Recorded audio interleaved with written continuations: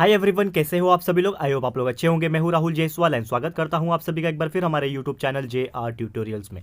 Friends, आज again आपके सामने एक मोस्ट इंपॉर्टेंट बायोलॉजी का लेक्चर वीडियो लेकर आ गया हूं दोस्तों, जिसमें हम पढ़ने वाले हमारे 11th स्टैंडर्ड के लिए बायोलॉजी सब्जेक्ट का जो हमारा चैप्टर चल रहा था फ्रेंड्स, जिसका नाम है चैप्टर नंबर 6 बायोमोलिक्यूल्स। आज हम इस पर्टिकुलर चैप्टर का लेक्चर नंबर 9 आपके लिए लेकर आ गए, जो कि अगेन एक बहुत ज्यादा इंपॉर्टेंट लेक्चर वीडियो है। एंड आपको ये बताने में खुशी हो रही है दोस्तों कि फाइनली ये जो चैप्टर है हमारा आज के दिन हो जाएगा टोटली कंप्लीट, यानी कि जो लेक्चर नंबर 9 है ये इस चैप्टर का आखिरी लेक्चर होने वाला है। तो ध्यान से देखिए, कुछ इंपॉर्टेंट टॉपिक्स एंड पॉइंट्स रह गए दोस्तों इस चैप्टर में, तो फटाफट से देख लेते हैं एंड इस चैप्टर को कंप्लीट कर देते हैं। तो दोस्तों आज का जो सबसे पहले टॉपिक हमें पढ़ना है वो है मैकेनिज्म ऑफ एंजाइम एक्शन, यानी कि एंजाइम्स हमने ऑलरेडी पढ़ा था प्रीवियस लेक्चर में। बहुत सारी चीज हमने एंजाइम्स के ऊपर पढ़ी थी कि क्या होता है, कैसे होता है, ठीक है।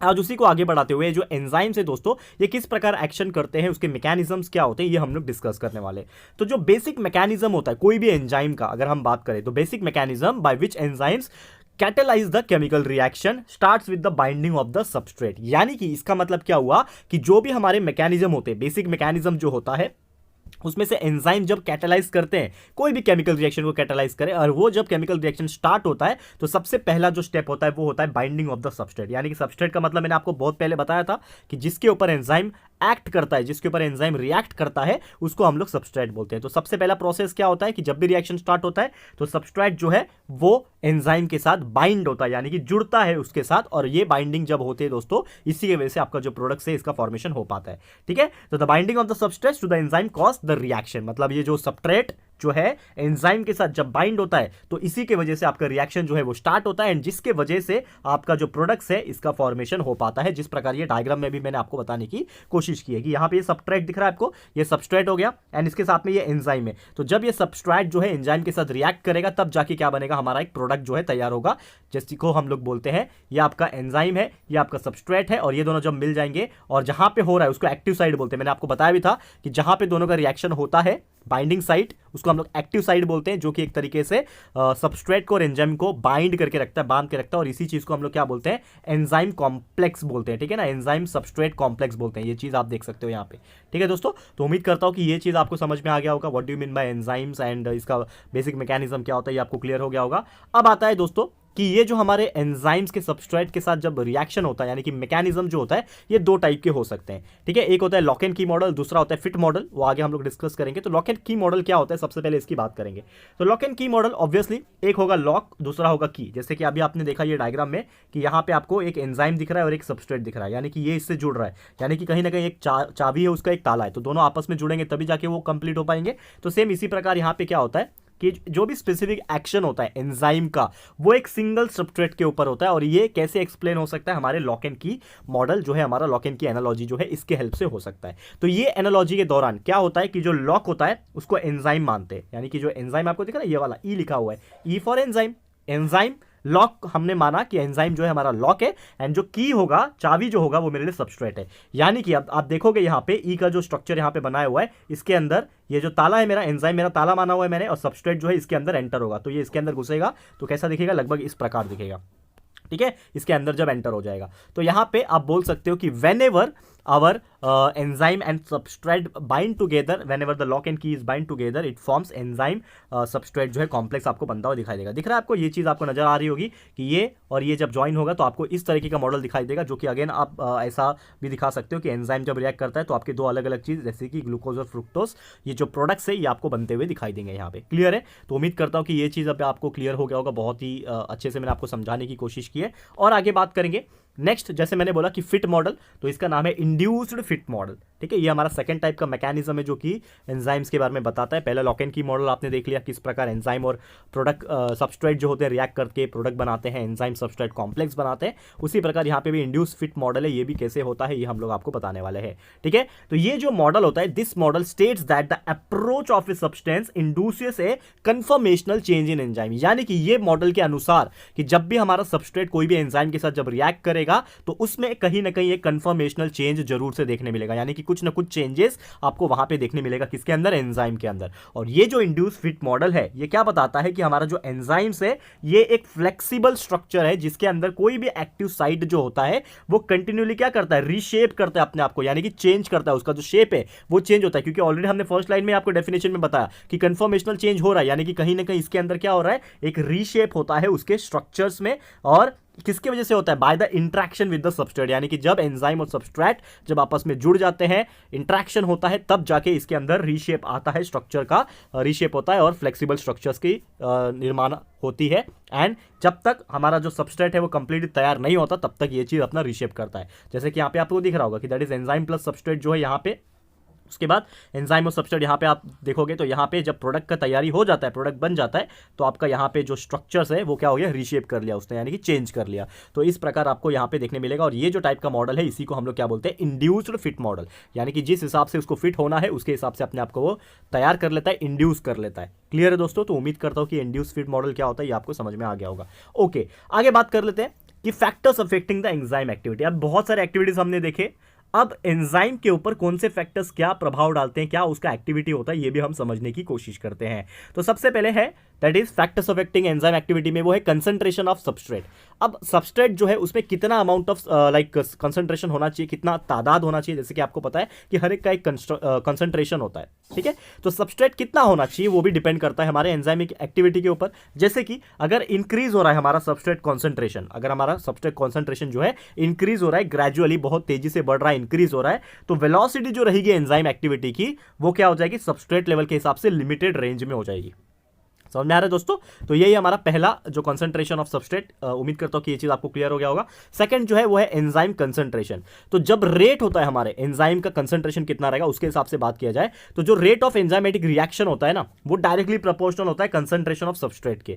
यानी कि जितना आप सबस्ट्रेट को बढ़ाओगे उतना आपको एंजाइम भी डालना पड़ेगा, सीधी सी बात है ना। यानी कि समझ लो दो रिएक्शन है और आपको पता है कि रिएक्शन कैसे होते हैं, एंजाइम और सबस्ट्रेट के रिएक्शन होते हैं। तो जब आपका सबस्ट्रेट का लेवल ज्यादा बढ़ेगा, हाई होगा, तो आपको एंजाइम का भी लेवल बढ़ाना पड़ेगा। यानी कि डायरेक्टली प्रोपोर्शनल का मीनिंग यही हो गया कि whenever my substrate is increasing, मेरा सबस्ट्रेट जब इंक्रीज होगा तो मेरा एंजाइम्स भी जो है उसका कंसंट्रेशन को भी आपको क्या करना पड़ेगा, बढ़ाना पड़ेगा, क्योंकि ये डायरेक्टली प्रोपोर्शनल है। इसका मतलब यही हो गया कि the rate of reaction also increases, क्योंकि अगर आप एंजाइम्स बढ़ा रहे हो तो ऑब्वियसली एंजाइम्स का काम है स्पीड करना, रिएक्शन के रेट को आगे बढ़ाना, ठीक है। तो यहां पे जो रेट ऑफ रिएक्शन रहेगा वो भी इंक्रीज होएगा with the increase in the concentration of enzyme. Clear है? तो उम्मीद करता हूं कि एंजाइमेटिक कंसंट्रेशन आपको क्लियर हो गया होगा। थर्ड जो फैक्टर्स है उसकी बात करें वो है टेम्परेचर। तो टेम्परेचर एक बहुत इंपॉर्टेंट रोल प्ले करता है हमेशा से एंजाइमेटिक रिएक्शन में। जैसे कि आपको पता है तो कोई भी तरीके का एंजाइमेटिक रिएक्शन हो सबसे बेस्ट अकर होता है एट अराउंड 37 डिग्री सेल्सियस, जो कि हमारा नॉर्मल टेम्परेचर भी माना जाता है ह्यूमन बींग्स के अंदर। आपको पता है 37 degree Celsius is ideal homogenic temperature हमारे ह्यूमन बींग के लिए। होमोथर्म्स जो होते हैं यानी कि जो इंसान होते हैं नॉर्मली उसका आइडियल टेम्परेचर 37 डिग्री मानते हैं। तो इसमें जो एंजाइमेटिक रिएक्शंस होता है वो सबसे बेस्ट तरीके से होता है और एंजाइमेटिक रिएक्शंस बहुत तेजी से भी हो सकता है और डीनेचर हो जाता है। डीनेचर मतलब उसकी जो प्रॉपर्टी होती है वो लॉस्ट हो जाती है। तो जब भी वो 40 डिग्री पे पहुंचता है, क्योंकि 37 पे तो बेस्ट परफॉर्म करेगा, लेकिन अगर आपने 40 डिग्री सेल्सियस पे उसको ला दिया, एंजाइमेटिक रिएक्शन करवा रहे हो 40 डिग्री सेल्सियस पे, तो अपना जो प्रॉपर्टी होगा एंजाइम का वो डीनेचर हो जाएगा, यानी कि बहुत फटाफट खत्म हो जाएगा, उसकी प्रॉपर्टी रहेगी नहीं और वो कहीं पे भी रिएक्शन में पार्टिसिपेट नहीं कर पाएगा और करेगा भी तो उसका कोई भी असर नहीं होगा। ठीक है, तो ये हमारा थर्ड प्रॉपर्टी था जिसका नाम है, थर्ड फैक्टर था सॉरी, जिसका नाम है टेम्परेचर। चौथा फैक्टर है इफेक्ट ऑफ पीएच, यानी कि पीएच का क्या प्रभाव देखने मिलता है इस एंजाइमेटिक रिएक्शन में। तो जो पीएच है ये बहुत बड़ा रोल प्ले करता है हमेशा से, जैसे टेम्परेचर प्ले करता है वैसे पीएच का भी बहुत बड़ा रोल है कि एंजाइम जो है कैटेलाइज करता है रिएक्शन को एट मैक्सिमम रेट। तो जब भी उसका पीएच ज्यादा रहेगा तो उसका जो रेट होगा कैटालिटिक रिएक्शन का या फिर एंजाइमेटिक रिएक्शन का, इसका जो रेट होगा वो भी क्या होगा, एक मैक्सिमम रेट पे रहेगा। और हर एंजाइम जो होते हैं उसका एक अलग अलग ऑप्टिमम पीएच वैल्यू होता है। जैसे कि आपको पता है कि हर एक का एक स्टैंडर्ड पीएच वैल्यू सेट होता है ऑलरेडी और वो उसी पीएच लेवल पे काम करता है। तो हर एक एंजाइम्स का जो होता है पीएच वैल्यू ऑलरेडी अलग अलग होता है and depending upon the type of enzymes जो उसका पीएच होगा उसके हिसाब से वो अपना परफॉर्मेंस देगा और उसके हिसाब से उसका जो रेट होगा वो जो है तैयार होगा और मैक्सिमम रेट या फिर मिनिमम रेट जो भी रहेगा वो उसके हिसाब से वर्क करेगा। क्लियर है। तो ये था हमारा चौथा फैक्टर्स जिसका नाम था इफेक्ट ऑफ पीएच। एंड बात करेंगे लास्ट जो फैक्टर है हमारा इस पर्टिकुलर एंजाइमेटिक रिएक्शन का, वो है अदर सब्सटेंस। कुछ ऐसे भी सब्सटेंस होते हैं जो कि असर डालते हैं हमारे एंजाइमेटिक रिएक्शन के ऊपर। उसमें से है कि जो एंजाइम्स होते हैं उसका जो एक्शन होता है वो इंक्रीज या फिर डिक्रीज हम कर सकते हैं। किसके प्रेजेंस में कर सकते हैं? In the presence of some other substance. और ये जो अदर सब्सटेंस है वो कौन से हो सकते हैं? या तो वो हो सकता है कोएंजाइम्स, या तो हो सकते हैं वो एक्टिवेटर्स, या तो हो सकते हैं इनिबिटर्स। तो इसमें कोएंजाइम्स तो आपको पता ही, दैट इज द आप बोल सकते हैं डेरिवेटिव ऑफ एंजाइम्स। दूसरा होता है एक्टिवेटर्स। तो एक्टिवेटर्स क्या होते हैं? इनऑर्गेनिक सब्सटेंस होते हैं जो कि आपके एंजाइमेटिक एक्टिविटी को इंक्रीज करने के लिए बने होते हैं। तो एक्टिवेटर्स का भी इस्तेमाल कर सकते हो जो कि आपके एंजाइमेटिक रिएक्शंस को फर्क कर सकता है, प्रभाव डाल सकता है उसमें और इंक्रीज कर सकता है। और तीसरा होता है इनहिबिटर्स। तो इनहिबिटर्स क्या करेंगे? नाम से पता चल जाएगा। जैसे कि एक्टिवेटर्स क्या कर रहा था? एक्टिवेट कर रहा है, इंक्रीज कर रहा है। वैसे ही ये जो इनहिबिटर्स होते हैं, ये इनहिबिटर्स क्या करेगा? ये ऐसे सब्सटेंस होते हैं जो कि ये एंजाइमेटिक एक्टिविटीज को रिड्यूस करने में हेल्प करते हैं, इनहिबिट कर देते हैं। इनहिबिट का मतलब होता है रोक देना या फिर स्लो डाउन कर देना।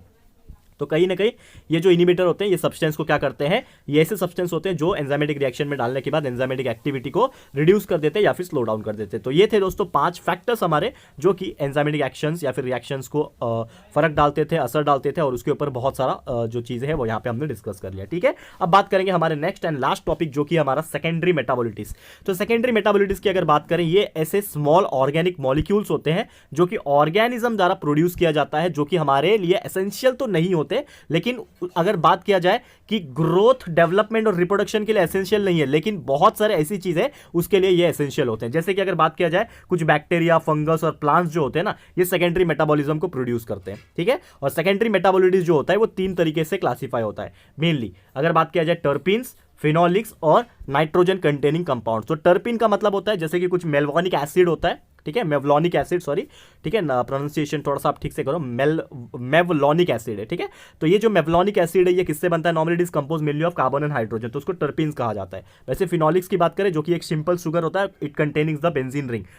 बेंजीन रिंग आपको पता है, अगर मैं आपको बनाने की कोशिश करूँ यहाँ पे, ठीक है, this is the benzene ring, ठीक है, जिसके अंदर carbon carbon carbon carbon 6 carbon होते हैं और इसका स्ट्रक्चर होता है C6H6। तो C6H6 is the benzene structure and benzene का रिंग होता है जो कि मेनली किससे बनता है? हाइड्रोजन एंड ऑक्सीजन से ही बनता है और कार्बन उसमें बॉन्ड्स के रूप में प्रेजेंट होते हैं। और नाइट्रोजन कंटेनिंग कंपाउंड की बात करें तो ये बहुत ज़्यादा डिफरेंट क्लास होता है, एक तरीके से अलग ही क्लास होता है जिसमें सल्फर का कंटेंट ज़्यादा प्रेजेंट रहता है।